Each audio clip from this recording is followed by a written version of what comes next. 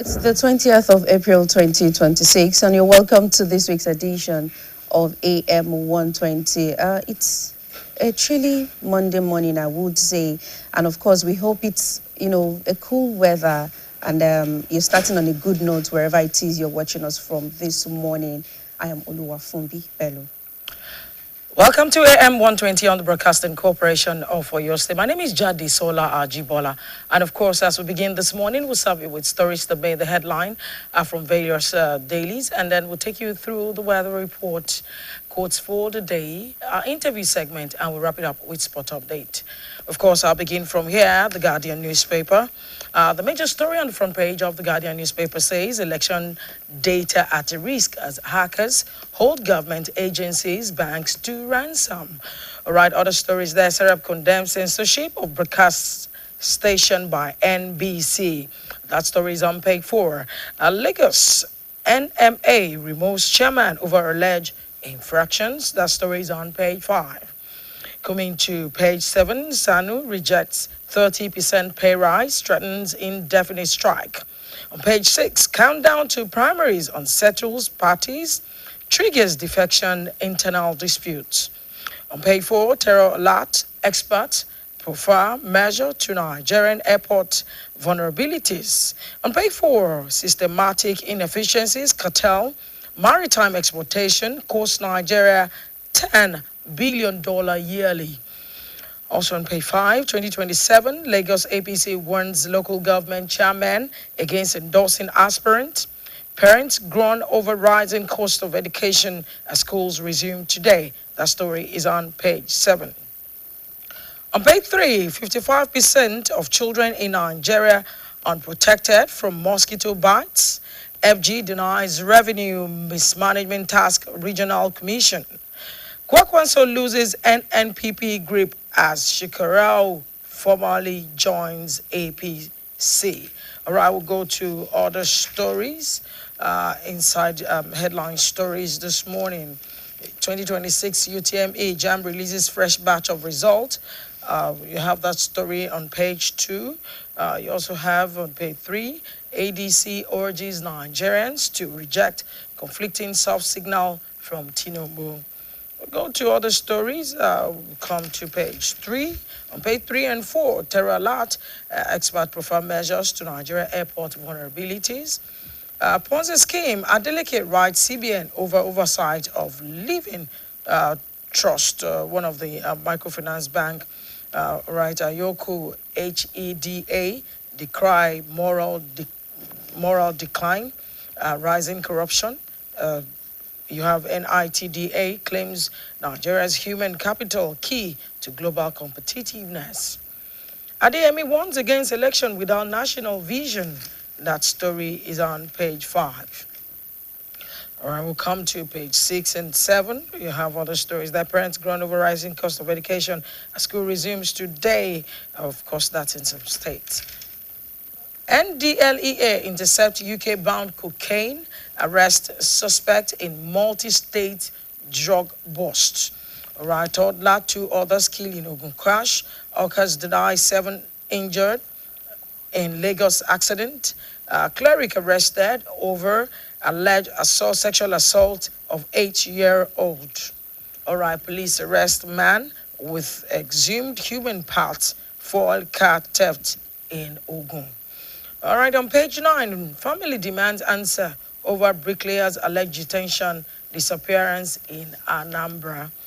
A woman accused of scalding 13-year-old niece with hot water remanded. All right, let's go to other stories there this morning. On page 10, Governor Yusuf to host First Lady Oluremi Tinubu Northwest governors at unveiling of Energy's commercialization initiative. All right, we go to other pages. On page 14, Biafra and Bad Samaritan. That story is on the opinion page. On those states, that of conspirators around Ayeda Tiwa. Nigeria's stem of trade rose by 0.01% in the fourth quarter. You also have there oil gas stock gained 17.6% as capitalization rises by 8.7 trillion naira. Right, Wadada endorsement, a hasty gamble that opens the door for Adamu. On page 18 and 19, you have support group in diaspora endorses His Excellency Akinwumi Ambode for Lagos 2027 governorship election there. Right, let's check for other stories. Lagos 2027, our mandate group crisis favor Amzat bid. And we come to page 29. Police rescue Benue abducted UTME candidate.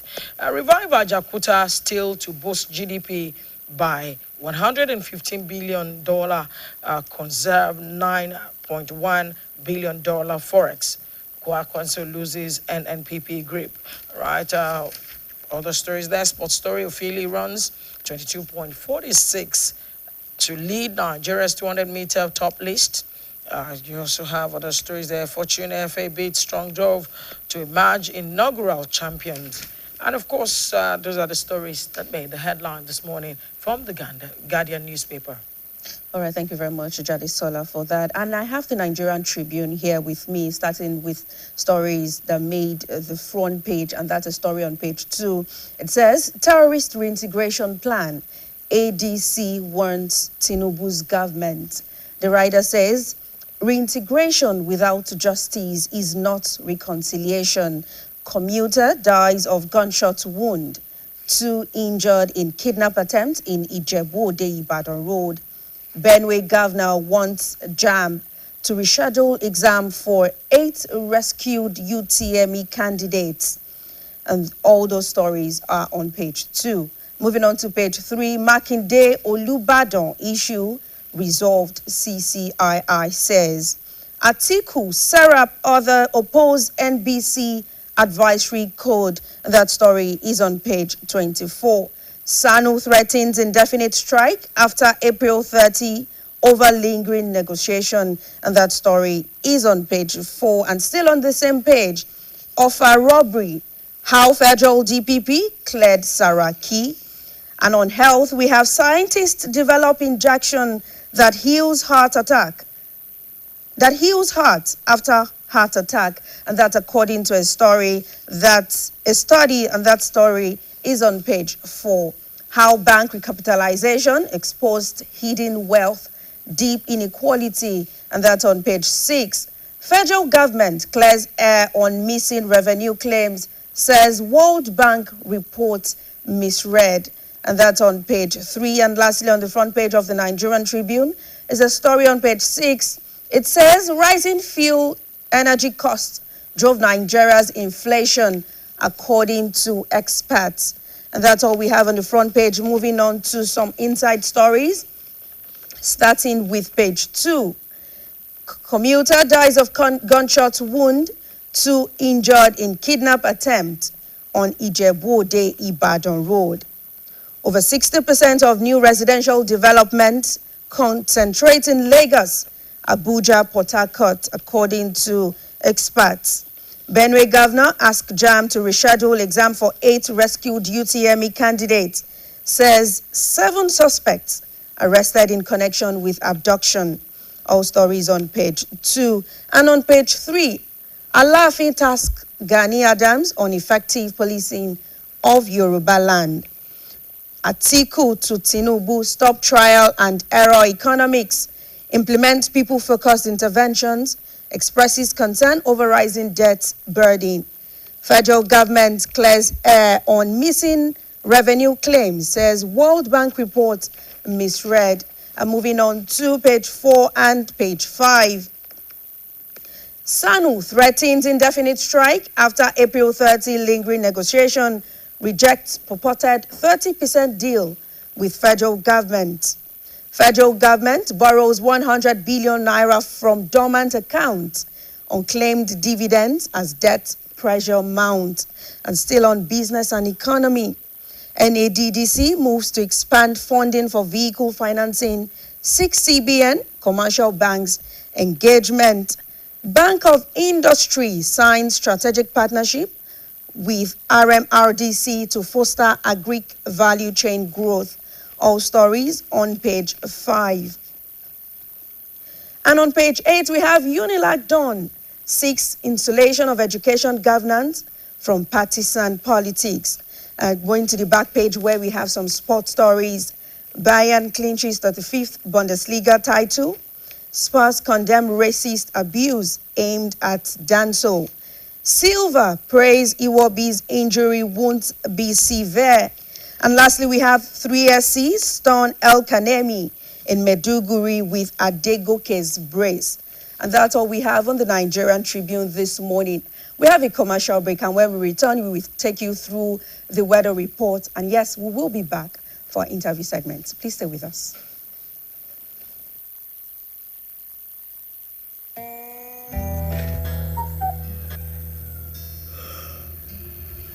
Supramalt Multivitamin Junior.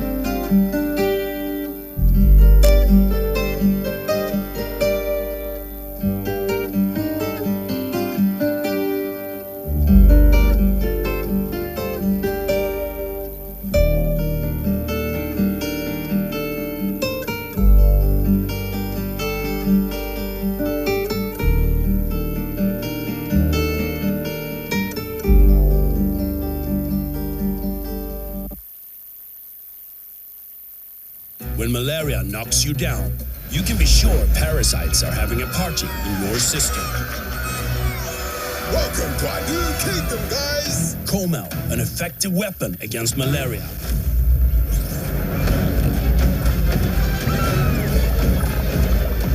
Coleman! Attacking the parasite arm it directly to give you express relief and get you back on your feet effectively. Comb out on Malaria Gone.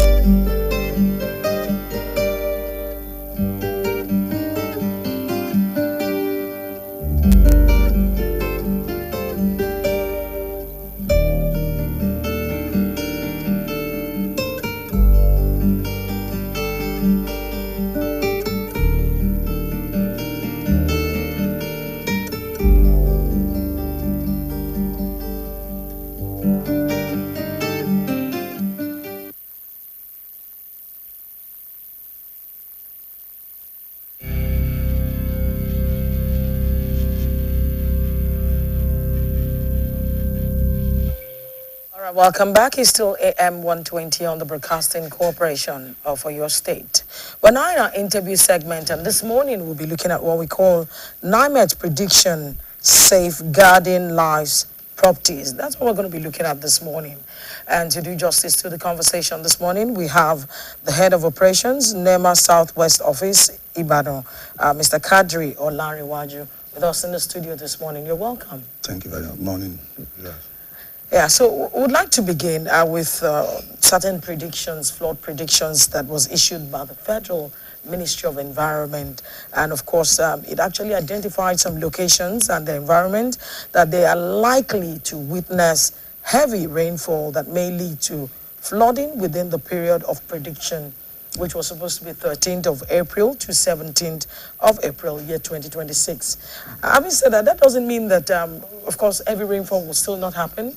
And because we've passed that 17, and does not mean that there might not still be likely flooding if there are such heavy downpour. However, those areas mentioned, Adamawa State, specifically in Gaye, Bajila, Enugu State in Nsukka, Kaduna State in Buruku, Kasha, Kaduna, Kafancha. You also have other places like Kogi State, Ibaji. You have Kwara State in Bode Sadu, Ilorin. You have Niger State. You have Chachanga, Mina, Sarakin Power.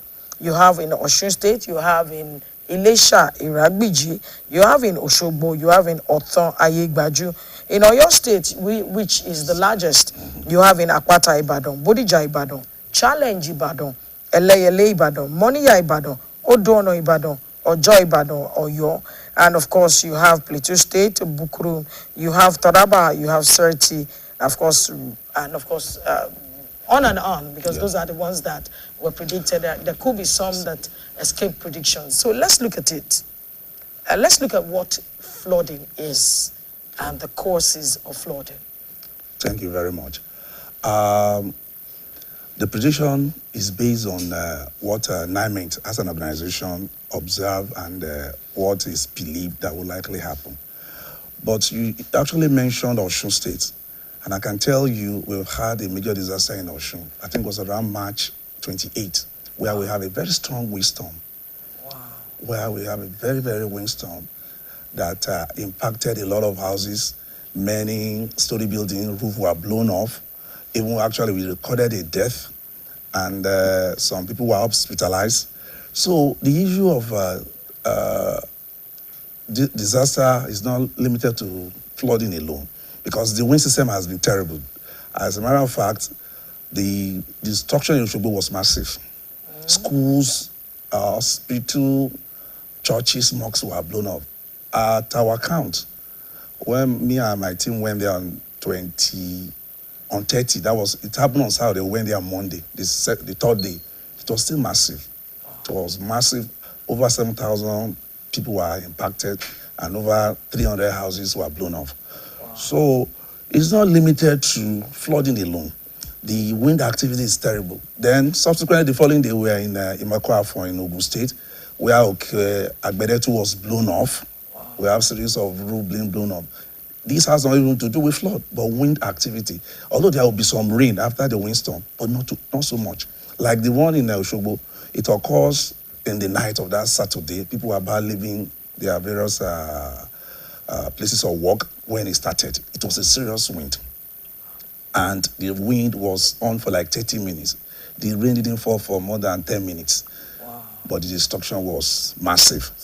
So the issue of rainfall has remained unpredictable for some time now, whereby due to this issue of climate change, it cannot be actually be predicted as it should. But we've had rains also, and the intensity is high. Within a short time, you have high intensity rainfall, flooding everywhere. That is also a problem. But we are at the onset. We are about entering the real rainy season.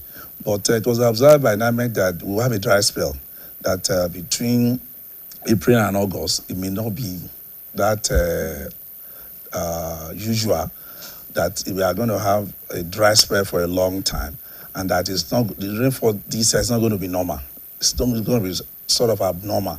That is, when it happens, it's going to be really intensive, and it's going to cause a lot of destruction because of all these wind systems we are talking about.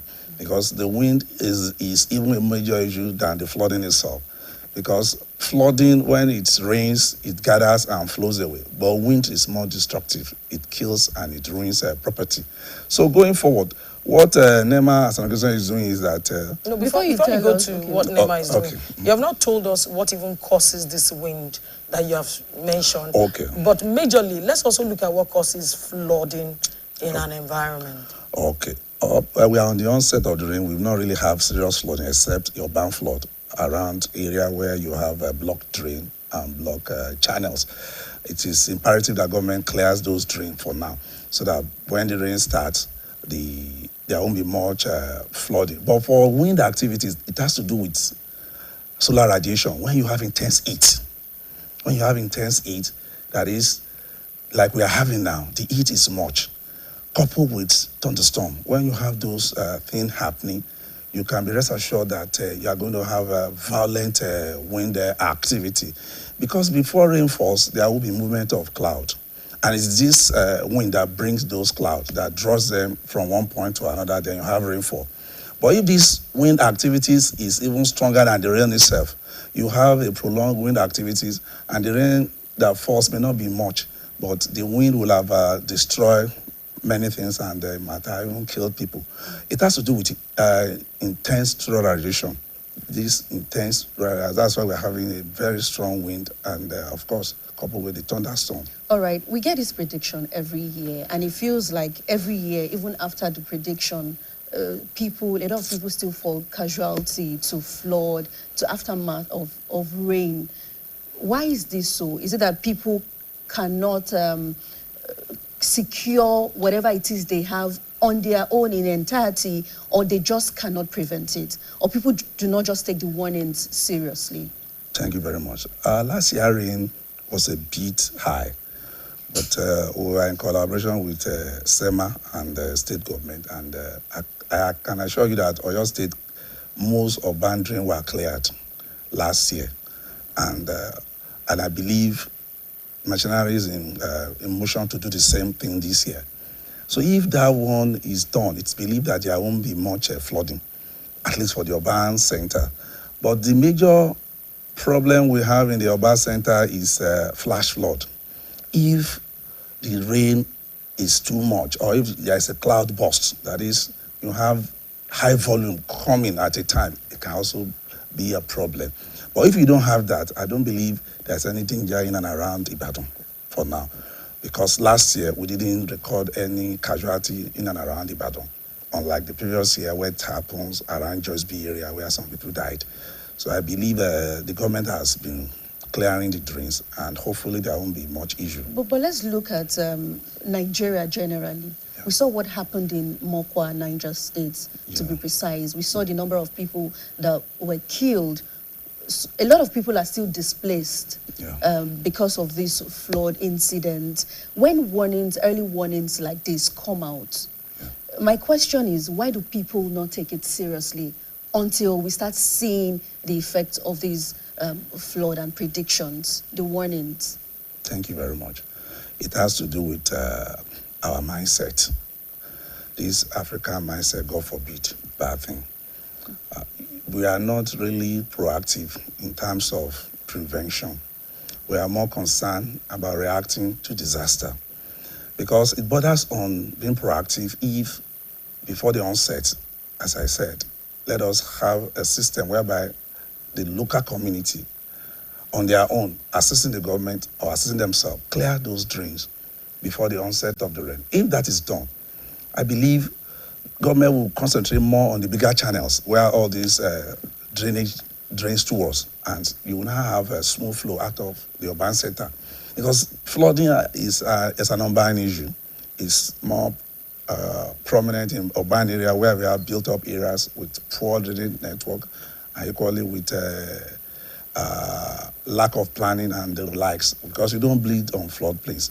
Most buildings on floodplains like inviting disaster, or you still have people building on floodplains. But to minimize it as a precaution, it is necessary that most of these drains are cleared before the onset. If they are cleared during the onset and you still have rain, some of these debris will still come back. Then you need to do second round to see that they are also cleared again. If those things are done, I believe it will be well and good. But people are not usually concerned about environment until you have a backlash or flood or death or something. That is when it becomes an issue. Like the one that happened in Oshobo, it was believed that we were not even looking at that area, and it's more destructive than flood. Because if flood comes, it just fills the houses, later it drains. But wind, most of the people that were impacted were virtually sleeping outside on that day because their roofs were blown off. Most of the roofs were blown off, over 300 buildings. So if you have that kind of issue that we are not looking at, that is where the problem is. But for issue of flooding, I believe most states have, under the operation office, have cleared most of the drain. Okay. And I believe there won't be much issue. Yeah, let's look at the role that NEMA plays. NIMED predicts. The Ministry of Environment presents the prediction report to the public. Now, who are those relevant stakeholders that are involved in the prevention of flooding? Stakeholders. Let's look at them, and then you also tell us the role that NEMA is supposed to play. Thank you very much. There are many organization under the disaster response plan. But number one in disaster is the fire service. That is the state and the federal fire service. Then you have the police that has to maintain order. Then you have the civil defense that will assist in the movement. Then even you have the military. Yes, we have the military to help in evacuation because they have equipment and vehicles that can easily be deployed to move people away from danger. As a matter of fact, the barrack in Ibadan, in Mokola here, is our DIU. We call them the Disaster Risk Unit. They work with us. If there is a need for evacuation, we have their contact, we inform them. They bring their machinery and personnel to help evacuate people from points of danger to points of safety. So then equally you have NGOs like Red Cross. Then you equally have the medicals or the Ministry of Health in general. They are also part of the team because when you need to resuscitate people or when you need to put people on oxygen or whatever. So it's a whole lot of people that has to do with health and safety generally that are involved. And hopefully by next month we are doing our stakeholder meeting. We'll be having a meeting with all of them to see our level of preparedness.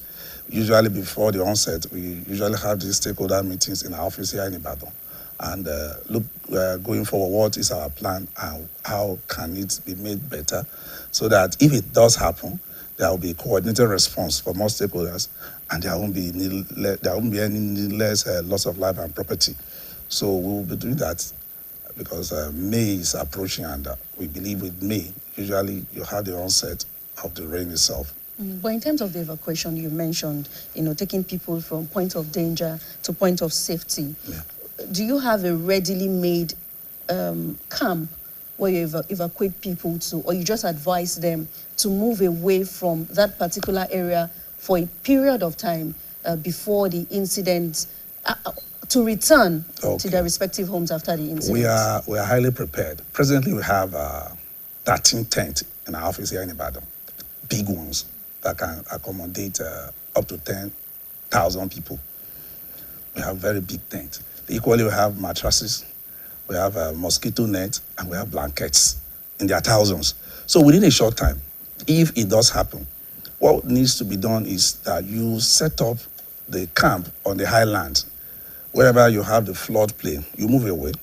Then we now set up the camp on the high plain where people can be sheltered during the crisis. But you don't have it until it happens. It is when it happens that you can determine which area will be suitable to set up a camp. And the military will definitely assist us in that. The army, and of course the military generally, they are equipped to deal with emergency and war situation. Mm-hmm. So we will rely on them for that evacuation if need be, set up camps. More camps? Yes, as soon as it happens. Okay, you're going to tell us where those camps are supposed to be located, if perhaps security-wise it's advisable to make it known to the public. But again, one would have thought that before now, your team, in collaboration with maybe Ibadan Urban Flood and the Ministry of Environment, that's for your state, and of course, whichever way it goes in the other two states, Ogun and Osun, where you also cover, to do an assessment ahead of the flooding period, to know exactly where those areas where the drainages are blocked, where houses are built on waterways. Fine. Do you do all of that? We have done that long ago. It's called risk analysis. It has been done. I think it was done in 2024. That's a long time. Yes, as at that 2024, it was done. That's about 2 years ago. We have position areas where people can be sheltered in terms of flooding. In Ibadan, because of the area we are now, I think 3 local governments were pinpointed that time for us: Egbeda, Oluyole, and Ibadan South East. That is, those are the 3 that were pinpointed. And the local government were mandated then, because there was a stakeholder meeting, even people from the head office were around. They were mandated to secure free place within their locality. If it happens, then NEMA and SEMA will then move in It was done at the local government in Ibadan here for 3 days, where we called stakeholders and people actually discussed. The intention then was that we shouldn't wait until it happens. True. So we've identified 3 local governments that can be used for camp for during disaster within Ibadan. Coupled with the SEMA themselves also will equally provide areas, usually schools. I think they must have identified some schools, because if that happens, the area within that vicinity or school within that vicinity can be made as a makeshift camp during the process of the flooding. Then afterwards, then people can then move back to their environment. But definitely there are plans on the way if it does happen. Sorry. Okay. Yeah, I was going to ask. I asked earlier that I don't know if your assessment you're talking about was in 2024, to look at the areas where, they have an assessment. To have prepositioned. Yes. I'm sure that in the last 2 years, someone could have built houses on flood drains area. I think there should, I want to ask, is there any collaboration with people in different communities that has been observed over the years that are prone to such, to ensure that when they see someone building houses along the floodplains? I remember that when the former governor, Abiola Jimobi, was in power in Oyo State, this ministry actually identified some areas around Akpata. And there were houses marked to be demolished. And long after then, some of those houses were not removed. So those could pose danger, because if you look at it, Akpata area is one of the areas that is still being marked as flood-prone area. Yeah. So what are we doing to ensure that if it's going to be every year routine to do a check, to liaise with the people, so that people have a contact to reach when they suspect such issues? Thank you very much. The one I mentioned of that 2024 was actually hosted by the 3 local governments. It was the local government chairman in those 3 areas that hosted that particular meeting. And I believe most of the discussion they are centered on owning the program, that is the people, that they themselves should own it, that they are in a better position to identify areas that are suitable for camp establishment. No, I'm not talking about camp establishment now. Okay. I'm saying that, so for instance, there are areas where people throw trash Okay. in the waterways and it gets blocked. Okay. Kudos to the current government of Oyo State. They've done barricades around those canals to ensure that people don't throw things into the canal. Okay. Now, they even went as far as ensuring there's solar lamp, their lights, so that the place is lighting up in the night. Now, I'm saying that ahead of this flooding period, is it possible, or do your organization, in collaboration with the people in those communities, do you get information from them to say, look, they're building house on these waterways. Okay. Oh, some people have started throwing trash, and the canal is getting heavy. I get you now. Now, the point there is that disaster management is on the concurrent list of the Constitution. Okay. As a matter of fact, the state has more stake than the federal in it, because most approval for land, most uses of land is done by the state. That is why we only work with SEMA, State Emergency Management Agency, that is to help in area of advocacy, sensitization and workshop and things like that. It is purely within the purview of the state and the local government to do those aspects. We are more or less collaborating with them, because as a rule, we are not expected even to move if we are not called. So before we can even go for an assessment, the state SEMA has to call us. So we work hand in hand with them. But I mean, for you to carry out such assessments and make those predictions, you must, just as you said, you must have carried out the risk analysis and identified, okay, this particular house is being built maybe on a waterway, it's obstructing flow of water. That's what she's trying to ask. So when you notice such, do you report to SEMA to take it up with the state government? And the environment? We're not saying it's your role directly. We're just saying, do you carry out that responsibility? Call the attention of SEMA because to even it. at times you have people coming to us, informing us of this is the challenge. I remember sometimes along the other side, going to Ido or me side, a guy was persistent. He's not even calling us, calling our call center in Abuja. Wow. He will call and complain. Then we'll not respond. We'll not call SEMA and we go there. But the point there was that usually when they call, we will go and find out. But when we got there, we discovered that it was a construction work going on. And so when they are doing construction and you're not having rainfall, that people on site will move away. But at that time, there was intense rainfall around his area. So later, we now let him understand that you let us hold on. You know, when you want to make things better, it has to first get spoiled a little until you now have a better thing. And I believe they've finished the construction around that side. If we do receive, of course, we'll bring it to the knowledge of the state. It has been like that. We have been working together with them because disaster management is everybody's business because it involves lives. But so far, what's so far, what's the collaboration been like with the state agency in managing flood over the years in all your states? Especially, let's look at the last 2 years, and of course, looking at this current prediction. What has been collaboration been like? Thank you very much. We are even gone beyond that. At present, we have a proposal with the state government that we need to have a local emergency management committee at the local level.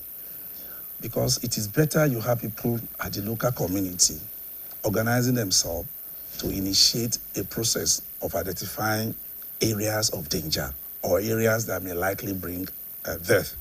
So and I believe the state government will respond. If we have a fair response, then that means all the local governments in Oyo State, there are 3 of them, will have local emergency management committee, whereby you have people within the committee, whereby you have the police, the civil defense, and all other agencies within that local government, even DSS, all other agencies within that local government will be among the team.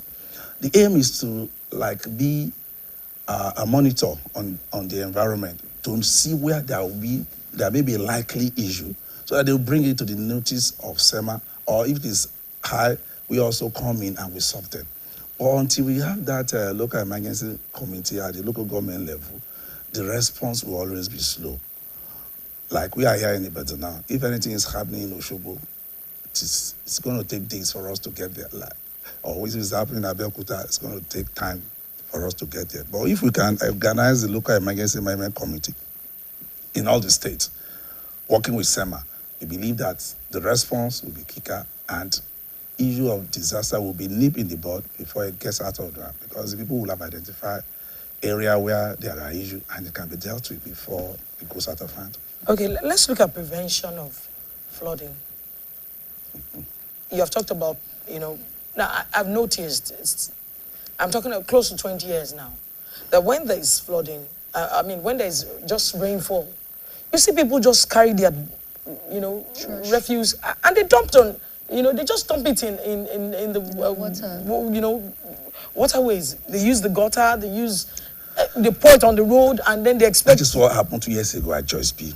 The drainage was not really linked together, and you have refuse blocking the downward side of the drainage. Then the water level has a sudden rise, and at the end of the day, 3 people lost their life. So it has to do with mindset. But funny enough, those that cause that problem are on the upland. They will cause it for the people on the lowland, because the people that draw the refuse will be on the upland, but the refuse will cause the problem at the lowland or where you have the floodplain, and that is the problem. And most of the time when we even dislodge this floodplain, come next week, if there's another rain, you see it filled up. That is how can we prevent? Because I'm talking about, about something. It's a big problem. It's a big problem. So can we have people within the community who will be like watchdogs? Watchdogs, like Fumbi just called it. That would, when you get somebody, just take a photograph of the person, send to the appropriate quarters. That is why we are talking about this local emergency management committee. Oh, okay. If we do that, even within each local environment, they will have a team.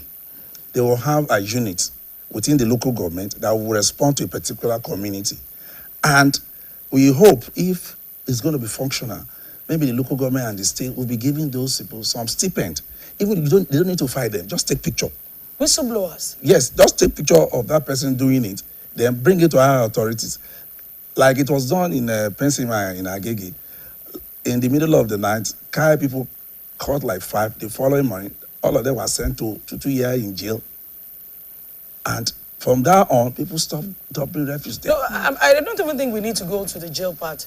They may just be taken to, a mobile cart, and they're asked to do public service. They sweep, they take them to Mokola, they ask them to sweep, they bring them to Bodija. Whichever way you do. I mean, so that we don't have congestion too, and then it also prevents, just detaining they'll give them unnecessary. option of fine. They'll give them option of fine. No, it should be both. So that it serves as deterrent. They'll give them option of fine, but at least you will know that you can go to jail for misbehaving.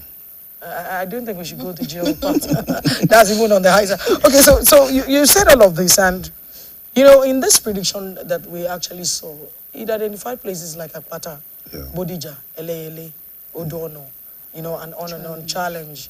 Now I want to ask, if you just say challenge, it just is vague. How do you identify the exact place? It will be the floodplain, to be the lowlands around the areas. Oh, so how can we educate people? Could it be 3 locations in challenge? Now, if you look at challenge, you know that challenge itself is a bit upland, but that Ifele side is like going downward. Oh. So if you are going to have flooding, it's going to be on those lowlands. So those are the areas that they need to prepare. River water drains from upland to lowland. So it's the lowland around that area that needs to be proactive. Okay. Sorry. Now, how do we let the people in those particular places know that, look, you're in the lowland and you're prone to flooding at some point? Yeah. How do we let them know? Because we can't continue to talk about it on radio. There's several stakeholders that also have roles to play, government agencies that have roles to play. How are you partnering with them to ensure that we get this done? A major stakeholder is this BCOS with us, so you can assist us also. That's why you have the information, you have the reach, and you can, if this kind of message can get to more people, I believe our work will be done. The media will play a major role. We can't deceive ourselves. The media has a major role to play because it gets everywhere. Until the media help us in that direction, I think there's little or nothing we can do. Okay.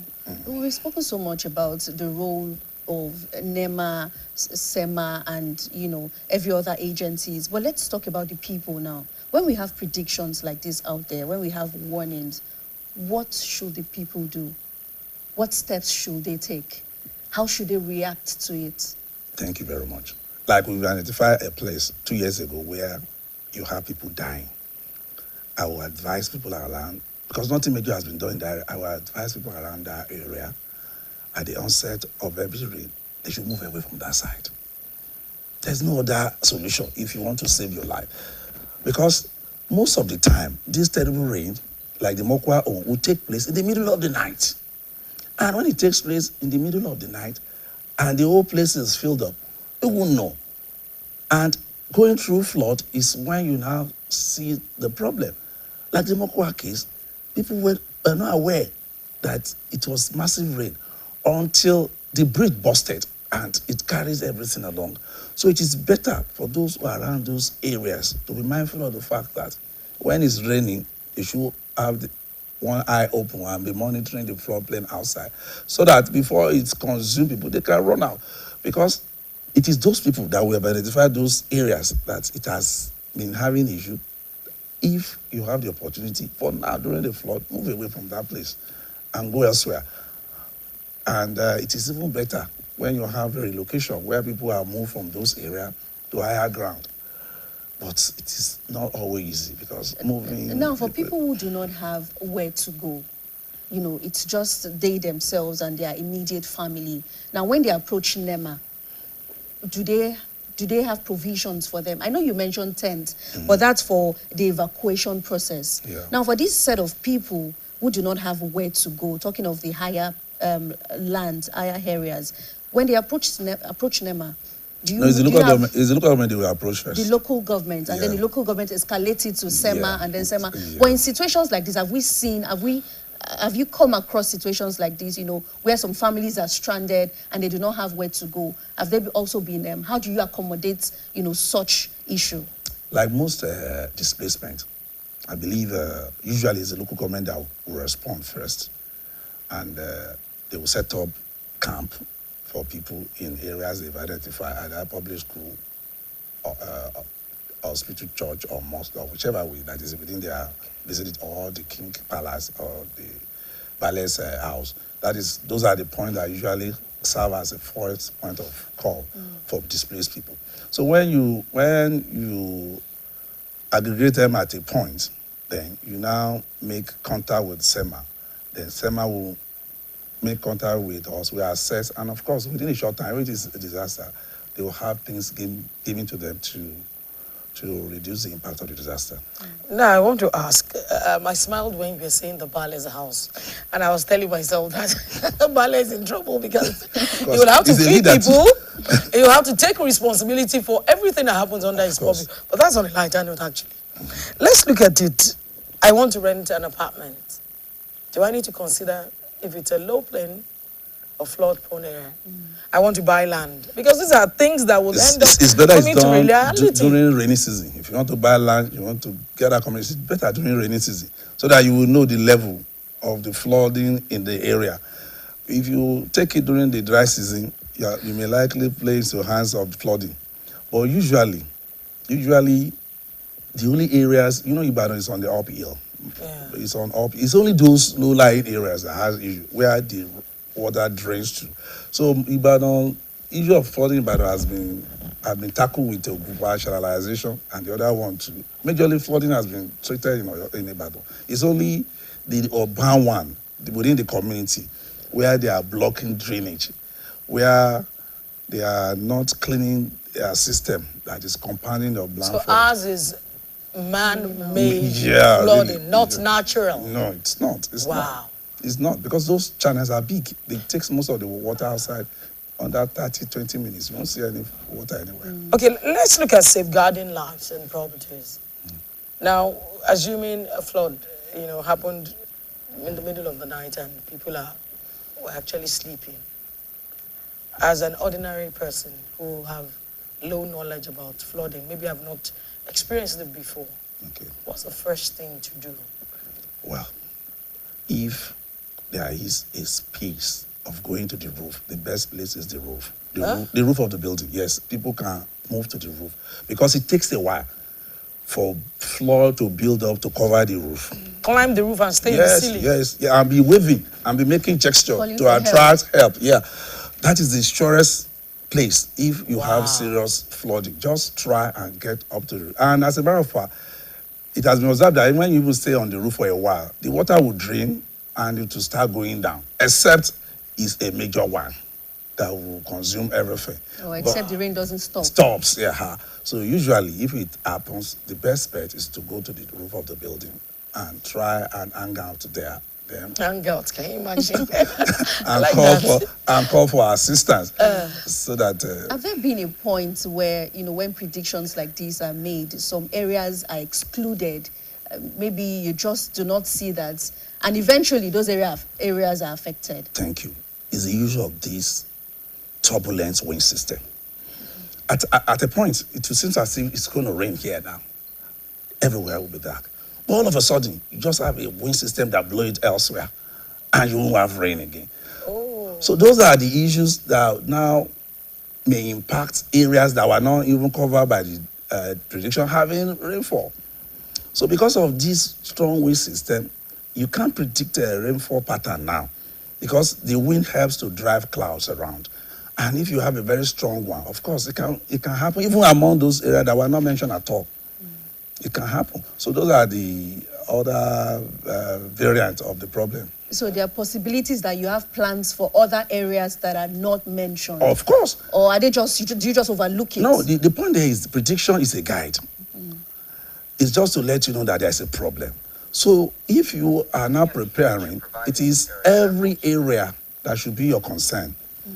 Because it's not as if you are sitting at a point saying this is why it will happen. No, it may not. It may be an entirely different place at all that is even not, has not experienced flooding before, that will have it. Okay, now let's look at, you mentioned that when flood happens, people should stay in the roof as way of safeguarding their lives. Yes. For how long can one survive in the roof? Well, it depends on the duration of the rainfall. So let's assume the rain falls and everywhere is flooded in your area and everybody's scampering for safety and looking for survival. It happens overnight. The first point of contact when it's getting out of hand is to call the fire service. Aha. The fire service are really empowered to do rescue operation. Okay. Fire service is the major organization that does rescue. You understand? Even when somebody falls into well, they are the one that will come and bring the person out. If there is fire, they are the one. They are the major stakeholder in rescue. So it is important that the fire service, you have their number, so that when it happens, you can call them, and I believe they will respond. We have two. We have state and federal in Ibadan. We have federal fire service, then we have state fire service. In rescue, they are a major component that does rescue. Now, so after fire service, now what kind of rescue do they do? Or they try to move people out of the house? Yeah. Or they try to remove the water from where it is locked? It's just the people that they will try and move. Okay, so they're moving the people. Yes, it's people that. So we will see cases where, God forbid, there is fire outbreak or even flooding. And somebody is saying, look, my bag, I have a bag in the house. I must go with my bag. I must go with my belonging. I can't leave my belonging. That is why it is essential that we have this local emergency management agency. Because if you have disaster, their first preoccupation is to cordon off the area. Nobody goes there. Oh. They need to establish boundary. When disaster happens, the local emergency management committee will be the one that will cordon off the area, and they will come with a whole complement of police, security, that you don't go there. So if you have that kind of system in place, whatever is there is gone. You move on. But if you still have your life, it's better. Because most of the people that die in this kind of situation is because of these mundane things that they want to have. And in the process, they will lose their life. But it is important that disaster management is brought to this local level so that people at the local level can be best prepared to respond when there is need for it. All right. Let's look at the issue of rescue now. We've talked about your collaboration with fire service, security agencies, SEMA, but we've not talked about the medical aspects now. Your collaboration with medical doctors generally, talking of providing emotional succor to these people. Especially those who have lost properties, who have lost people to flood. Yes. How do you provide? What's your collaboration with other medical personnel? That falls under the purview of SEMA. There is Ministry of Health. I actually wanted to say NEMA, SEMA, and medical provision. SEMA will activate them. SEMA will activate the Ministry of Health when there is need for it. Since they are both in the same system, SEMA will activate Minister of Health, and Minister of Health will now come with their full complement of personnel and equipment to deal with it. Now, one would have thought that in this plan for the local emergency management committee, now one would have thought that there could be a provision for Red Cross. Of course. Where they ensure that in every community there is a Red Cross member. They train people. Because we need to get to a point where we can train people. And you know why I mentioned this? Now, fuel is sold for 1,250. And you are calling all these agencies to come together. You will find one of the agencies that will say they don't have fuel. Or they are managing their fuel. It was in those days that when a truck, have issue, along the way, and it's going to cross traffic or it's already causing traffic. You see organizations in those days, they will easily just come to the road, help to remove, the vehicle using a towing van. Now, when you call them, they'll tell you to snap the picture. I don't want to mention the name of the organization. They'll tell you to snap the truck and send to them so that they can see, because they don't want to waste fuel coming down there. And you wonder, how do you want to evacuate people when they say they don't have fuel, funding and all of that? I'm sorry to say, you see some federal agencies, I came across one recently where they said that even electricity supply, that the staff contributes money to pay. There is no interest. How do we survive in this era? Well, I think those are for the management or the government. We are operation people. We are No, you have forgotten where I picked it from. You're also I working picked with it. them. Yeah. Yes, I picked it from the need for us to train people about what you do in the communities. You know, I brought it from the local. Okay. Yes, that how can we ensure that we replicate what we have so that they can serve as a channel to solve the problem before the experts get there. Thank you very much. The problem with the system we operate now is that it's choked at the top. If more responsibility is given to those at the local government level, there will be less stress at the top. There will be less problem solving at the top. Because you discover that most of local governments, they have all complement of federal agency. All local government have complement of federal agency. If there's none that is not there.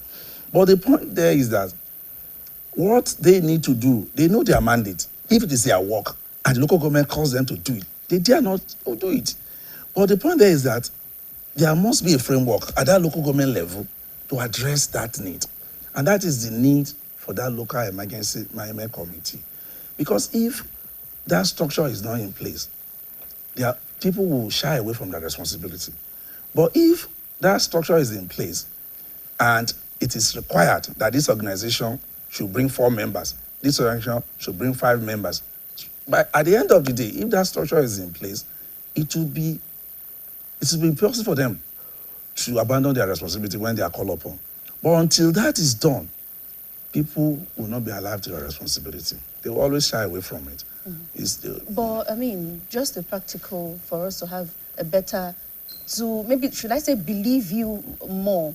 Have you ever experienced such, you know, where you call on an agency and they give you excuses like we don't have logistics or we don't have funds to mobilize our people together? Yes. It happens when I was. And how do you treat such it cases? happens when I was in Ekiti, when I was the head of operation in Ekiti and Ondo. Then, when we have a NEMA warehouse being vandalized in the north, where they are vandalizing NEMA warehouse and they were stealing. So we were asked to go to police and civil defense for cover.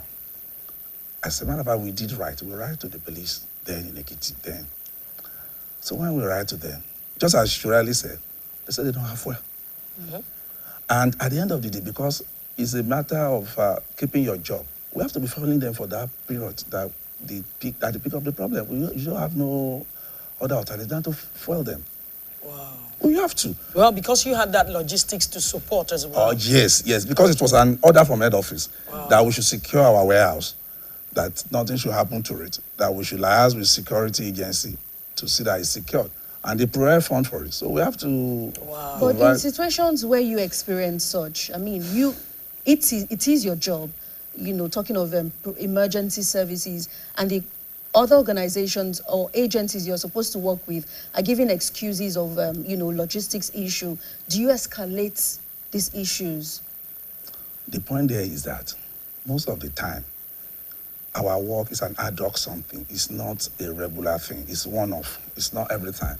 The only thing they will tell you is that they don't have any order from Abuja to go with you. It's as simple as that. There's no instruction. And you can't force them. But it is you now that will know how you want to be friendly with them so that they can assist you. Because they have their own mandate. If you are telling police to come and do disaster management for you, now they have their own mandate. It's like an ad hoc to them. So most of the time, if they don't have express instruction from their top hierarchy, they won't. Because they will tell you there's an order for them to do something and they can't follow you and they won't. Now, let's quickly run through the areas we have mentioned in your state. Yeah. When you saw this notice, I'm sure you also saw the notice that we read earlier. Yeah. What did you do as a way of preparing ahead of this period, even though that period is now past? What did you put in place? As a matter of fact, we are more or less coordinating against. Yes. It is SEMA that need to organize. Yes. It is them that, of course, I said we are doing our own by me. We'll be doing our stakeholder meeting by me, and everybody will be involved. But most of the thing, in this political dispensation, one needs to be careful. You understand? So most of the time, we are mindful of the fact that we are in a state, we are just to do our work. We don't need to lord it over people. So if we tell the people involved that they should do it, if they are not doing it, we keep quiet. No, what I'm just saying basically is send them the same circular. Oh, have you seen it? Maybe on the same There's platform. nothing on our platform that they are not aware of. Exactly, that's what They I'm are saying. aware. And just maybe give advice on the platform. No, oh, the can we issue, prepare the towards issue, the this? issue with This- SEMA is also funding. Because I'm very close with the madam there, Mrs. Busari. It's funding. They are not adequately funded. As a matter of fact, when we are going for assessment, they go in our vehicle. They don't have their own vehicle. They go in our vehicle. So they have a funding issue. And I cannot then be giving them boarding when I know the issue on ground. So Okay. It's not really straight down there. Now, let's also look at, the example I just gave now is about, okay, so when you have this information, you channel towards it since you're a coordinating body and you ensure that you oversee to ensure that some of these things happen. Now, don't you think that May seem to be too far to have a stakeholders meeting? Because if not for climate change, ordinarily, we usually have rain from January ending in those days. Yeah. February has started. But if you have moved yours to May, it gives me an idea that the rain would have been half gone and we're working towards second rainy period of the year. Madam, we have a funding issue also. Let us not deceive ourselves. Presently, we've moved from a Federal Secretariat to our own office. We now have a separate office. We are no more in Federal Secretariat. And we are fixing the place.